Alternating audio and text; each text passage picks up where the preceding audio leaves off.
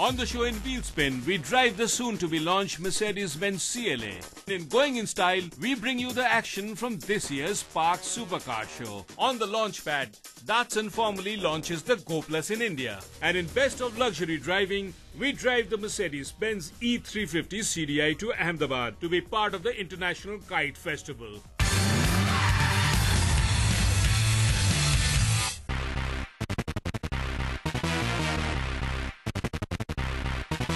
This is the latest from Mercedes-Benz in India, the CLA class. And why this car is so very important for the Indian market is for one simple reason. This is the smallest four-door luxury sedan from Mercedes. Measures it only at 4.6 meters with a wheelbase of 2.7 meters. But she promises to offer a lot of space and comfort. And with the Mercedes logo sitting here, what you can expect is a great build quality, lively performance, and of course many features inside the car. Time to see whether she delivers what she promises. The CLA is without a doubt one of the most striking cars from Mercedes-Benz in recent times. Small she might be, but in terms of design elements, she more than makes up for size. Okay, some of you might say this is a bit over-designed and Mercedes has gone overboard, trying to make her a car which will stand out, but stand out she does with ease. It's difficult to miss the bison-on headlamps with LED daylight running lights and the black diamond grille which sits in contrast to the chrome garnishing on the grille with the Mercedes logo. And as you walk to the rear, you can't help notice the sloping roofline which blends into the short boot, giving it a coupe-like appearance. And the rear with an elegantly designed rear light cluster which in fact gives the car its identity when looked at it from the rear. Plus of course the rear diffuser with two chrome-tipped exhaust pipes which gives it an appearance of a car which packs in a lot of punch. One of the first things that strikes you when you get in behind the wheel of this CLA is the seating position. It feels more like you're sitting on a performance sedan rather than a regular sedan. And then you look at the steering wheel, you see a nice chunky leather-wrapped hand-stitch affair which feels very good to hold. And when you turn around, you see this beautifully sculpted seat. But you can't fail to notice the bolstering on the side. This is meant to give you lateral support in case you corner hard. All this means that Mercedes is taking their F1 connection very seriously and they are making cars which are fast, which are driver friendly, and obviously with this car they are targeting a set of customers who are young and are looking for a stylish fast car. All very well. But one thing that strikes me as a bit odd is when I look at the interiors here. It kind of strikes me as déjà vu, as if I've seen all this before.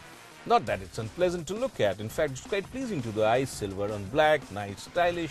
But what I really have against it is the fact that Mercedes, what they call their new generation cars, which includes the A, the B, the CLA and the GLA, they all look very similar in style in terms of interiors. And that's not really a nice thing in this age of personalization. The interiors have to be different for different cars. After all, you are paying for a Mercedes-Benz, not a Skoda. So why are you getting something which is so uniform? But the fact is that the interiors are well packed with gizmos that might come in very handy and add to the experience of driving a luxury car. For example, a panoramic sunroof which not only makes the interiors a cheerful place by permitting in a bit of sunlight, but also slides in back in case of rain, as it has rain sensors. And then for infotainment, this one is fully loaded. The Harman Kardon Logic 7 audio system is easily one of the best in this class of cars. And the CLA comes with an SD card for navigation and is compatible with your smartphone to enable you to connect with the internet and download the data as well as pictures. But comes with a rider. You can only do this when the car is stationary to cut down on the risk of a collision.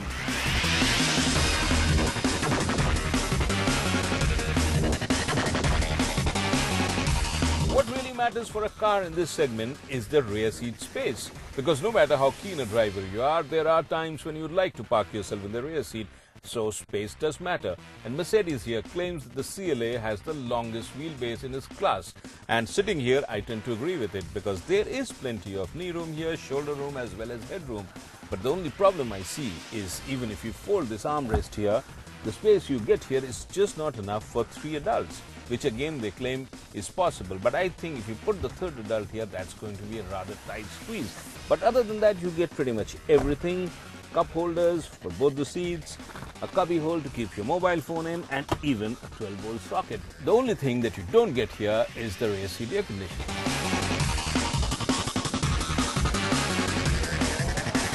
Space is extended to the rear of the car as well, as the boot has a decent capacity of 470 litres. And the good thing is that unlike many of its competitors, Mercedes is offering a spare wheel as well. True, it does eat up some boot space, but the usefulness of this stepney cannot be ignored, and this we feel is a big plus in terms of practicality. Also, the rear seat does fold down to make space for luggage, and that too adds to the practicality factor.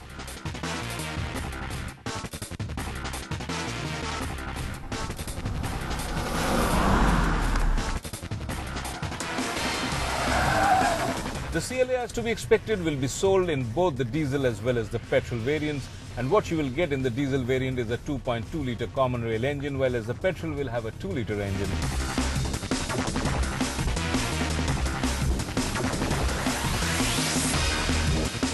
Both these engines are coming from the Mercedes lineup, and they have been used on many other models, but of course for this car it has been remapped, and what you get is a nice balance of fuel economy and power in the CLA.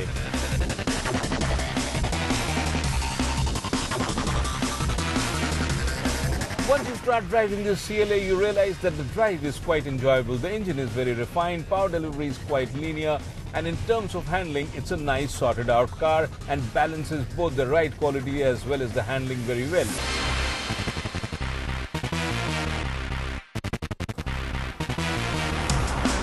While the ride isn't jarring, at the same time it corners rather confidently and stays planted even at high speeds on the highways.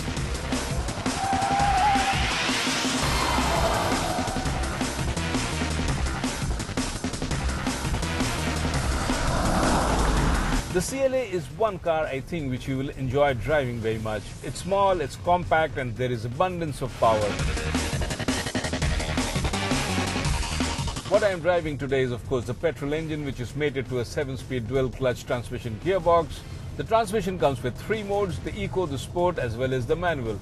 And I suggest that if you really want to push this CLA fast, move to the manual mode and use the paddle shift, and everything just comes alive.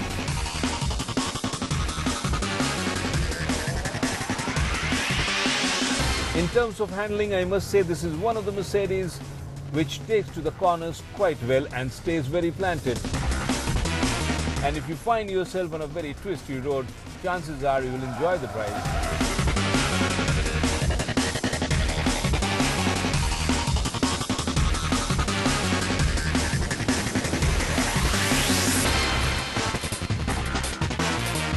And what I like about the CLA is that it does not compromise on the safety aspect at all. It comes with 6 airbags, a 5-star NCAP rating, and of course features like ASR, traction control, hill assist, etc. to make sure that you have maximum safety in case of any eventuality. After having spent some time with this new baby Mercedes here, all I can tell you is that this is one car which pretty much tops on all parameters. Space was a big issue for us when we first saw the car, and now having spent time with it, I can tell you that she does have plenty of space inside. But the only thing I would say is that she is still good for 4 adults, not 5. And in terms of features and build quality, she has everything to come to the standards of a luxury car. And in terms of drivability, I think this is one of the best handling, best driving Mercedes I have driven in a long time. Of course, barring the ones with an AMG tag on it. And one area where I will give it an absolute A+ is in terms of looks. She is easily one of the best looking sedans in the country today. But one thing that we must wait for is the price, because price is something that Mercedes really needs to work out to make it a value for money proposition. And if they do get that right, there's no reason why people will not flock to the Mercedes showroom, especially as there aren't too many cars in this category in India. Mercedes will launch the CLA on 22nd of January, so that is when we will get an exact price and the trim levels it will offer. But knowing Mercedes, we will say that do not expect a rock bottom price, as Mercedes in all probability will offer only a fully loaded variant with all the frills and the price to match, but then the car might not lack in value.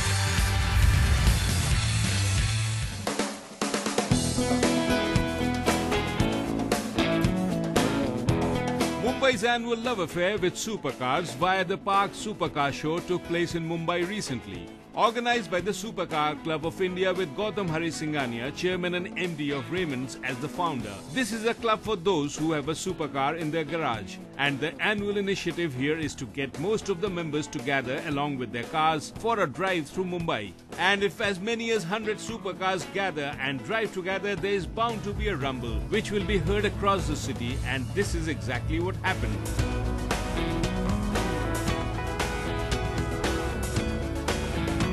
As the cars left the venue, the Mahalakshmi race goes in the morning to drive through the Worli Sea Phase and then on to the Sea Link and beyond.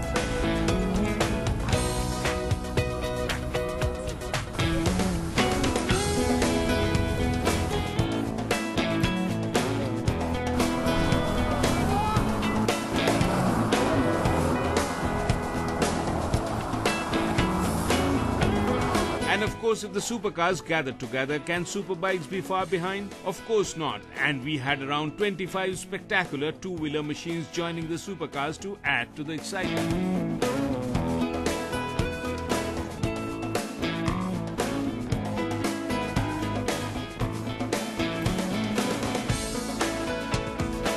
Participating cars included the regular supercar brands like the Lamborghinis, Ferraris, Porsches, along with some more ordinary cars like the Minis and the Jaguars, and even some oddballs like the Ariel Atom with its open wheels and bare-bone structure. But for Mumbaikars who had lined up the streets early in the day, it was a day to ogle, and of course make sure to use the camera options on their cell phones. But the star car this year was the LaFerrari, a special edition brought out by Ferrari to celebrate their association with Formula One. The LaFerrari uses a hybrid engine based on the KERS, or the kinetic energy recovery system used by F1 cars, with regenerative braking to add to the power output. This is a 800 brake horsepower car, with another 150 brake horsepower being produced by the hybrid engine, and of course the styling is inimitable Ferrari. Red and striking, a complete showstopper. This was the 7th edition of the Park Supercar Show, and as to be expected, it was an event to remember for all those who love beautiful cars and all that which goes with it. If you missed out on your chance to catch up on what easily is the biggest gathering of supercars in India, then wait till next January, when the streets of Mumbai are sure to hear the collective rumble of these beautiful machines once again.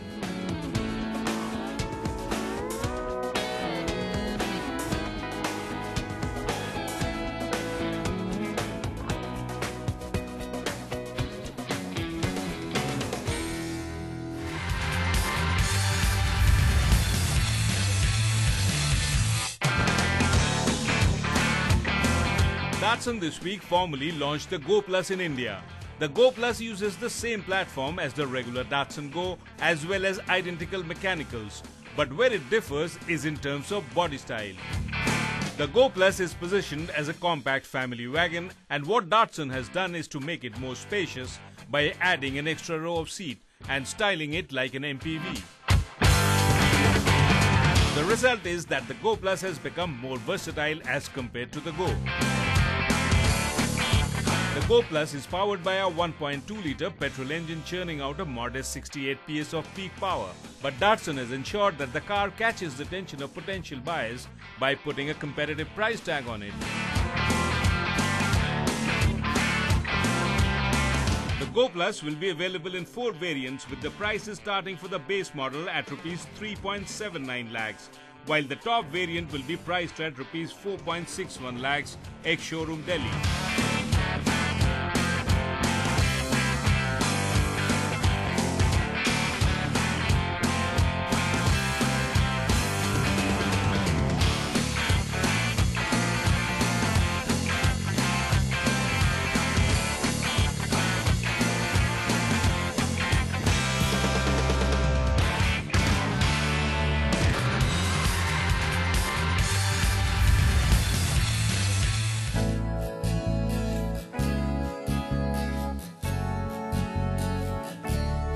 I would happily drive the Mercedes E350 CDI forever. It's really a car that has everything from style and luxury to unbelievable performance with the bigger 3-litre engine. I'm in Ahmedabad just in time for Uttaran or Makar Sankranti, which is the annual celebration of spring. And it's a kite flying extravaganza over here, so I'm sure it's going to be a beautiful day. Now let's explore the city.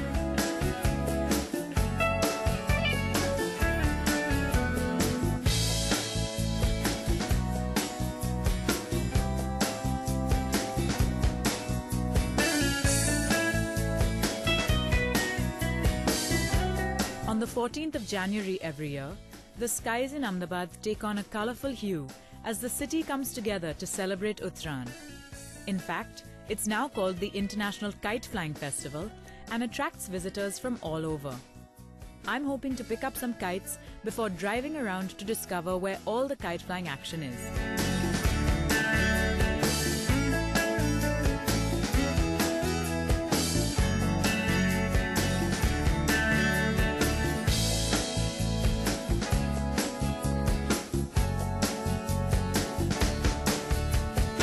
As I drove around, I was greeted by the sights of numerous kite vendors, and it was exactly what I was looking for because I was hoping to buy some string and some kites so that I could try my hand at flying one as well today. And you know, I learned this thing about the thread here. This is called a firki, and apparently they coat this thread with glass so that you can cut each other's kites. It gets quite competitive apparently, but I just bought the unglass coated version because I don't want to cut my fingers. It's an occupational hazard of flying the kites with the glass thread. Anyway, I'm looking forward to finding a rooftop or some kind of space where maybe I can try and fly a kite myself. So that's where I'm going to head to next with my new toys. The Sabarmati riverfront is apparently where a lot of the official kite flying activities take place. So that's where I'm driving to. This car might look big to drive, but it's surprisingly easy to maneuver, even in city traffic, because this power steering makes it a breeze. And the turning radius is fantastic, and I have to say that the reverse parking camera has been a huge help as well. You know, it's easy to feel like you rule the road, especially with the sunroof down and the stereo on. I'm just having such a blast.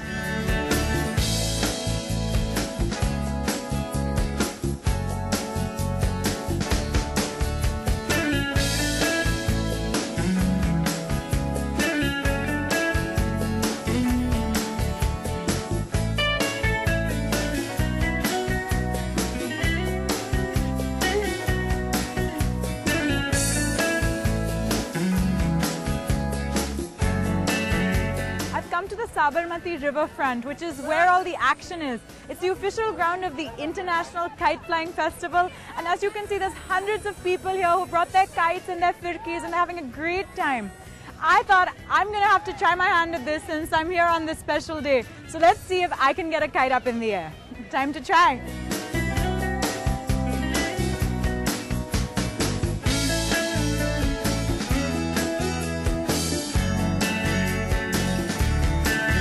To fly a kite, you have to keep tugging on the string to ensure that the top end stays upright, using the wind to soar, or else it nosedives to the ground. But it's getting hot and still up here as the afternoon approaches, and I see people making their way down to relax on the promenade. I'm curious to see what it's like.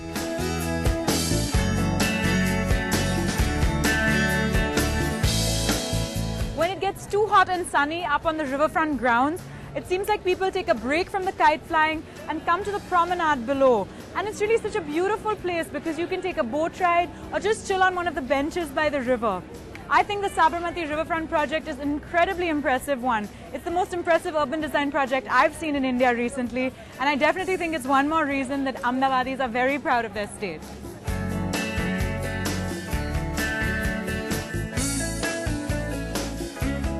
After joining in the Uttaran festivities and trying my hand at flying a kite on the riverfront, I hope I can squeeze in a little sightseeing. Ahmedabad is a really vibrant city with plenty of places to see and lots of things to do. So apart from the Uttaran festivities, I thought I really ought to throw in a little bit of sightseeing as well. And if you recall, Ahmedabad is a really significant place in India's freedom story because Gandhiji lived here, and it was from here that he started the historic Dandi March. So I thought I really ought to check out the Gandhi Ashram before I leave, and that's where I'm off to next. Let's go!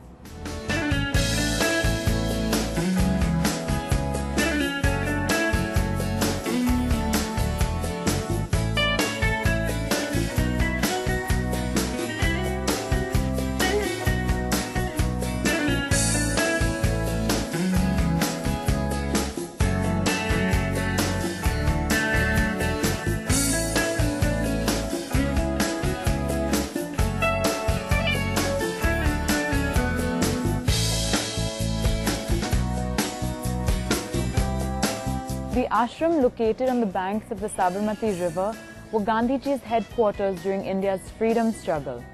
And you can see here his living quarters as well as a museum that presents his life and teachings through images and texts. It's really a beautiful place. What I found really interesting was this charkha, and you also see his original charkha in his room. This is how he would spin cotton into khadi, and it was a major part of his vision for freedom for India. Also, it's said that he chose this site because it's located between a cemetery and a jail, and he foresaw that these were probably the two options for any satyagrahi. In fact, his own ashes were immersed in the river in front of the ashram.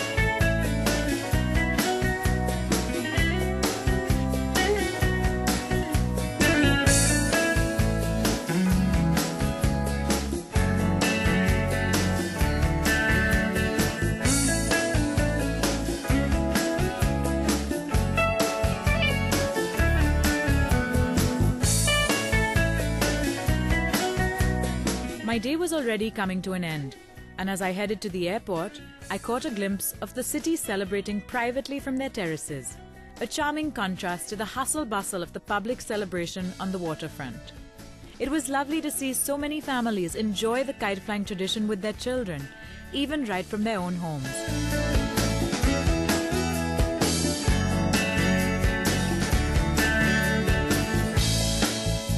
If you're thinking of a driving holiday, it's going to be difficult to come up with a better car than the Mercedes E350 CDI.